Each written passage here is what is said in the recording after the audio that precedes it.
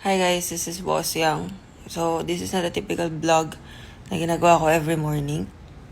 So, this is really different. Kasi, these past few days, I'm not doing really good. So, hindi tayo okay. Kung mapapansin nyo, mayroong itim-itim dito sa balikat ko. Accident yan. So, what happened is, parang 2 days ago, nag-miss ako.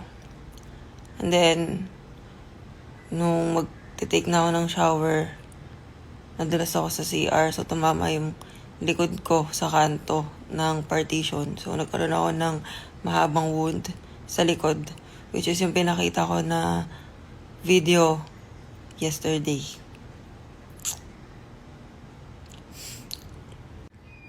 Ayun. As in, nung una, hindi yung nagsisink in sa akin yung nangyari. Hindi ko ramdam yung mga sugat ko. Wala sa akin yung January. Unang aksidente ngayon, January. Buti naka-helmet ako. Par, patingnan nga ng helmet natin. Ibay Tingnan mo gano'ng katiga yung Ibo. Oh, gas-gas lang. Men. Kaso ako, tangina, gas-gas din. Sakit.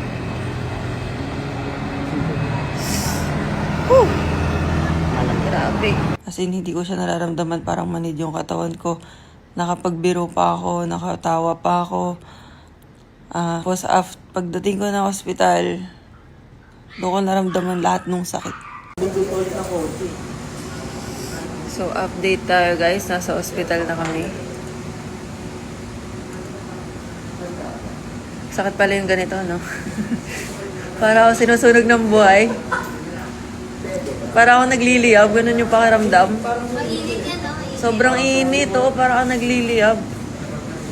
So, yun nangyari guys. Siyempre, nakamotor. Tapos biglang may sumulpot na aso. Bigla siyang bumulaga. Hindi na natin kayang iwasan. So, nagsemplang na tayo gamit yung Aerox.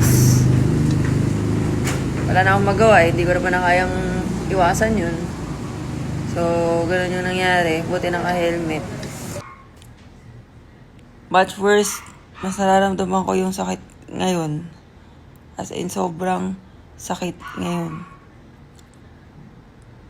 Hindi ko kayang igalaw yung kamay ko. Tsaka yung bandang ribs ko. Wala pa yung result ng x-ray. So, malalaman natin mamaya kung anong resulta. So, yun.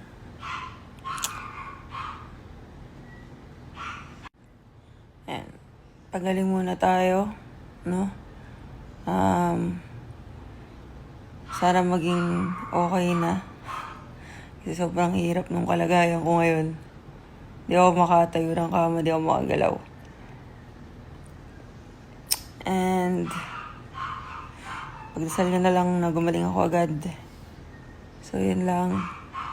Ingat kayo sa pagmamotor, guys. So, yun lang. Bye.